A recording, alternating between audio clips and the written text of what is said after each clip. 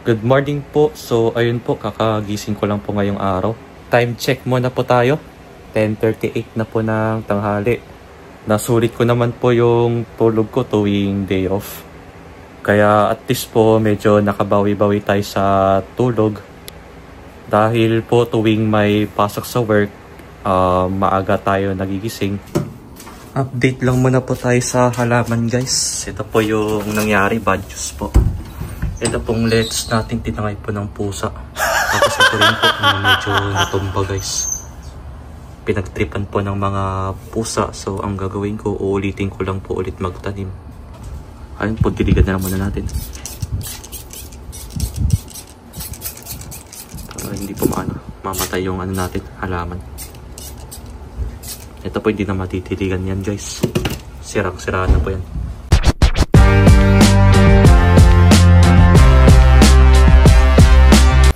Kaya ang gagawin ko na lang po, bibili na lang po ako ng bagong paso. Tsaka medyo malaki po para para makapagtanim ulit tayo ng bago. So di ko lang po talaga i-expect na kinain po ng mga pusa yung mga tinanim kong halaman doon. Kaya nakita nyo naman po na nagkaganon po, at yung isa po na tinanim kong lettuce, nawala po yung dahon. Kinain po talaga ng pusa. Ito nga po, magsasampay lang po ako ng mga labahin bago po ako maglinis ng bahay. Para po buwas-buwas yung labahin natin. Total mainit naman po ngayon. So madali pong matuyo ang mga damit dito ngayon. Lalo po pag mainit ang panahon.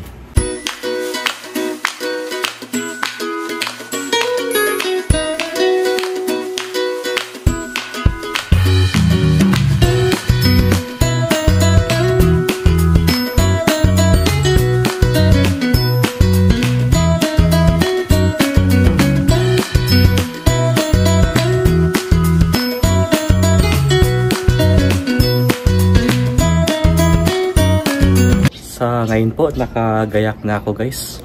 At pupunta po tayo ngayon ng simbahan. At dahil Sunday po ngayon, para po magpasalamat tayo kay Lord kung naman po meron sa atin na binigay sa atin. Andito na pala ako sa Eki ngayon. At sa ngayon po, sasakay po tayo ng train papunta ng simbahan. So sa ngayon po, mainit pa po. At good news naman po, medyo mahangin naman po kahit na mainit. So every Sunday nga po pala ay nagsisimba talaga ako guys. Para po magdasal at magpasalamat po kay Lord. Bibili muna po tayo ng ticket or magte-charge muna po siguro ako ng 1,000 yen. Para may ticket tayo na papunta at pauwi. Nakabili na po ako ng ticket ngayon. Maghihintay na po tayo ng train para po makasakay. Nakikita nyo naman po guys, medyo pinagpapawisan na po talaga ako. Kahit na kakalabas ko lang ng bahay, talagang pawisin talaga ako. Time check muna tayo. 12:45 na po ng tanghali. At ilang minutes na lang po, dadating na po yung train. Update nga pala tayo sa weather ngayon. Sa ngayon po ay nasa 33 degrees Celsius po dito guys. Which means mainit po talaga dito compare po sa Pilipinas. Ito na po yung ito na po talaga yung simula ng sobrang init dito sa Japan. Lalo na po July na po ngayon. At parating na rin po ang buwan ng August. Kaya lalo na po init dito.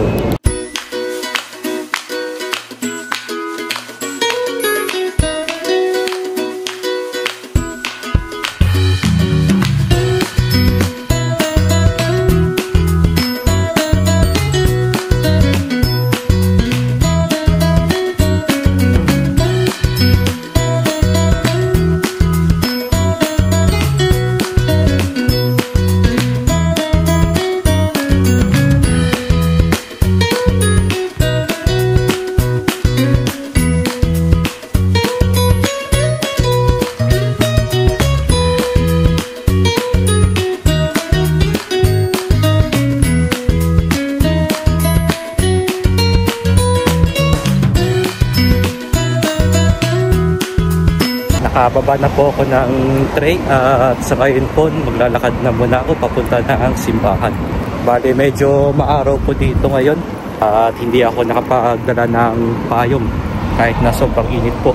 Pero okay lang po guys kasi naman po medyo mahangin naman po dito. Kaysa naman po dati na sobrang init po tapos wala pa pong hangin, yun po yung mas masaklap. Dahil nakakatakot po yung ganun. Baka po tayo magkaroon ng heat stroke. Ayun po, thankful naman po ako na medyo humangin-hangin naman po sa ngayon. Magsisimba na muna po ako guys at pabalikan ko po kayo mamaya. Ayun nga po pala, tapos na tayo magsimba guys. Sa ngayon po, masyal muna po tayo habang maaga pa po at anong oras pa lang po ngayon? 3:25 na po ng hapon. Kailangan muna natin sulitin yung araw dito guys bago po magdilim. Kahit mainit po ang panahon ngayon, masyal pa rin tayo. Nandito na pala ako sa Eki ngayon or tinatawag natin na train station para po sumakay ng train at mamasyal pa tayo habang may oras pa po tayo guys. So ito po yung schedule ng train ngayon, 3:32 po yung pinakamaaga. Bale may ilang minutes pa po tayo maghintay. So sabihin natin 5 minutes po guys para makasakay tayo ng train. So ito po, sobrang init po talaga ngayon. Wala akong masabi sa init ngayon guys. As in, sobrang init. Upo muna po tayo dito saglit bago tayo sumakay ng train habang wala pa po. Siyempre habang gagalag po tayo ngayon guys, kakain muna po tayo ng merienda. Medyo gutom na din ako. Kaya hahanap tayo ng ibang mga kainan para may iba naman po. Hindi lang po puro tayo ramen, di ba?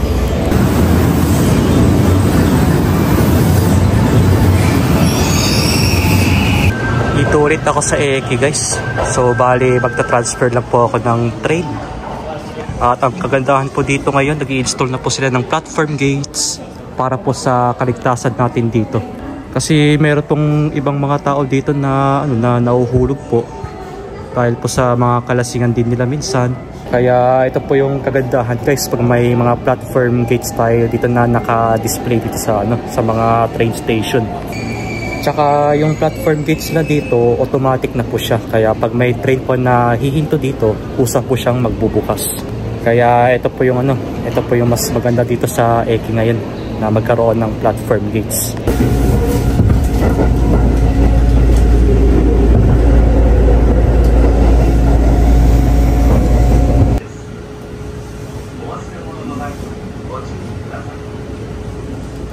Nakababa na rin po ako ng train ngayon. Yun po, buti na lang po may dala akong electric fan para may iwasan ng init ngayon guys. Medyo marami-rami rin po ang tao dito guys.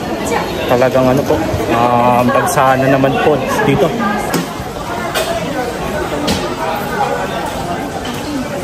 We're here in Namba guys. Hanap-hanap lang muna tayo ng mga kainan dito. Doon naman po tayo sa something na kakaiba naman po na matagal na natin hindi nakakain. Nakikita nyo naman po guys, marami-rami din po ang tao dito pag mga weekends.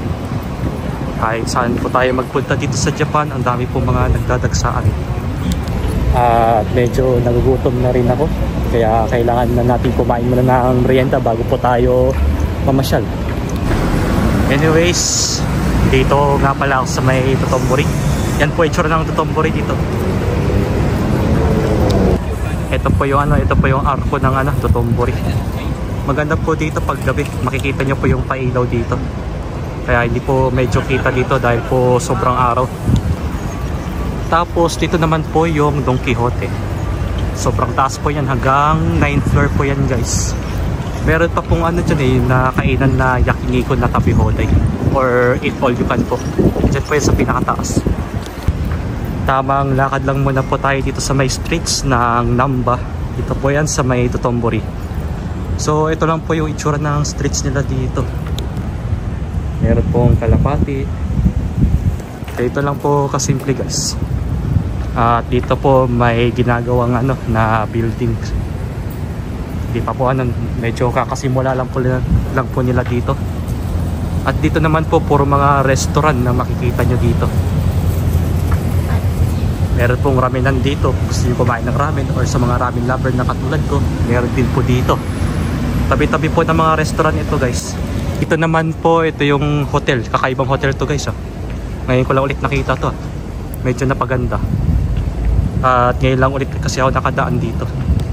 So ganito lang po itsura ng streets dito sa may Namba guys. Maganda po siya. At marami pong mga kainan dito. Medyo lang po kasi guys, medyo maaraw po. At maganda po pumunta dito pag gabi kung gusto nyong makita ng magagandang mga ilaw. Dito po yan sa may Namba, or dito po sa bandang Dotonbori to guys. Yan po sa mga balak pong mamasyal dito sa Japan. Ang may re-recommend ko lang po sa inyo, dito lang po yan sa Osaka, dahil marami po kayong mapapasyalan dito. Yan po. So dito muna ako magme-merienda guys. Dito yan sa Rich Garden. Sa Shibori din akong makakain dito ulit. Masarap po kasi ang burgeran nila dito. Ito po actually yung mga menu nila ngayon. At meron pa po mas marami sa loob na kung saan po tayo mamimili. Tapo tayo.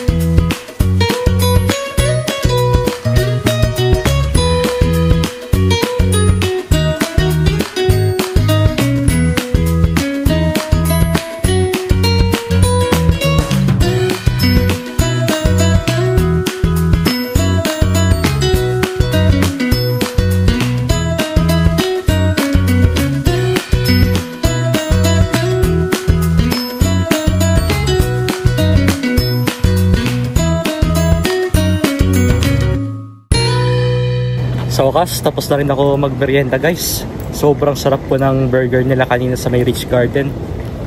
Food review muna po tayo. Yung burger po nila napakasarap. Tapos yung yung patty nila napaka-juicy pa. Tapos pagdating naman po sa fries, hindi po siya ganun ka mantika at kaalat. Kaya masasabi ko masarap po sila talaga parehas. Tapos yung sa may nachos naman po, ayun po talaga yung nagustuhan ko. Napaka-cheesy niya. Tsaka yung timpla po nung sauce, tama lang po yung lasa.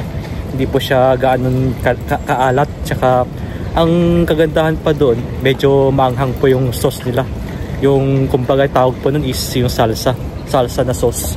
At last naman po yung yung milkshake. Yun po yung nagustuhan ko. Hindi siya ganun katamis, pero masasabi ko po sobrang sarap po guys. Kaya bibigyan ko po sila ng 9.5 out of 10. Yun po. Tsaka napakabait pa po ng mga yung mga waiter at tsaka waitress yung nagsaserve po. Yung akalain nyo po guys na na pang dinner po yung nachos, pero pinagbigyan po kami kanina. Kaya yun po yung nagustuhan ko sa kanila. Ang masasabi ko lang po, nabusog naman po ako. At wala po ako masabi, kundi sulit po talaga yung serving sila doon guys. Di bali guys, babalik pa po ulit ako doon next time. Talagang wala po ako masabi, kundi sobrang sarap po ng burger nila. Sa mga mahilig pong kumain sa mga American restaurant, yun po yung i-recommend ko sa inyo, ang Rich Garden, na makikita po yan dito sa Shinsaibashi. Dito po yan sa may Dotonbori, Osaka, Namba. So ito po yung tinatawag nating Tanabata. Ang ibig sabihin po ng Tanabata ay magsusulat po kayo ng mga wishes nyo gamit itong papel na to. After nyong isulat, saka nyo pa siya ilalagay sa may puno. Ito po yung ginaganap tuwing July. Every year po yan dito sa Japan. Ito po yung Tanabata Festival. Or pagdidikit ng mga papel na may lamang wishes na gusto nyo. So yan, ito lang po. Lalagay lang po sa mga simpleng puno. So ito po yung ibig sabihin ng Tanabata na ginaganap every July 7. At ito po, magsusulat lang po tayo ng mga wishes dito gamit itong papel na to. So sample po. So guys, yung papel po na nakita nyo ay tinatawag po na tanzaku, yung pahaba po ng papel na may kasamang tali. So which means itatali nyo po siya sa may puno. Simpleng puno lang po ito guys eh. Basta may ilagay nyo lang po yung mga wishes nyo.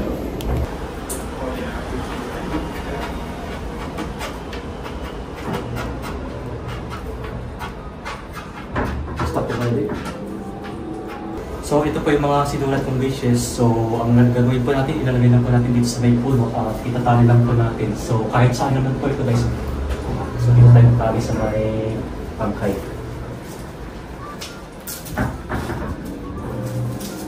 Ayan po.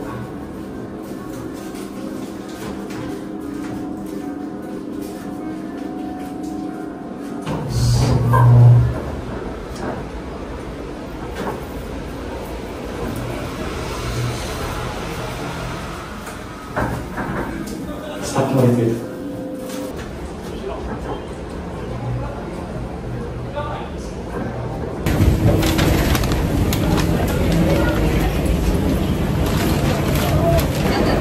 Ayun po, dito muna ako sa Starbucks para magpalamig muna dito sa grid. Ito po yung Starbucks nila guys sa may Tombori. May kasama pong comics dyan sa tabi. This is it guys, nakabili po ako ng dark mocha na grande size. Ayan po, magpapalamig lang muna po tayo dito. Sakto po, may maupuan pa tayo dito ngayon guys. Ito po, hanapon natin.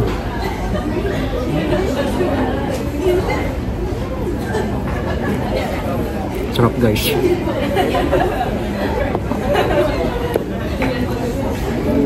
Sarap. Perfect ngayong tag-init tong Starbucks sa mga mahilig sa frappuccino. Ang kagandahan po dito sa lugar na inuupuan ko guys, meron po siyang parang library dito kung saan pwede po kayo magbasa ng mga libro. Ayun po, nakikita niyo po sa likod, may mga books po dito. Iba't ibang mga klaseng books po yung meron dito. Kaya masarap pong uminom ng kape dito, lalo na pag nagbabasa po kayo ng mga libro dito. Tapos ganito pa po yung ambience, which means sobrang ganda po dito naman na mag-chill-chill kayo tapos magpahinga. Ayun po, kakatapos na isang araw ng pagpapasyal natin dito. At sa ngayon po guys, pauwi na ako ng bahay. So ito pa po yung kasunod ng train namin guys, 7:28 pa po. Bali meron pa tayong 8 minutes po bago makarating yung train dito. Ayun po, naghihintay pa lang po ako dito. At yun po, nag-enjoy naman po ako guys at may nabili naman po ako para sa sarili ko. Siyempre, reward ko na rin ito para sa sarili ko. Bale, mamaya ipapakita ko po sa inyo yung mga pinamili ko kanina na medyo nakamura din po kasi ako kaya bumili na ako, tsaka naka-discount.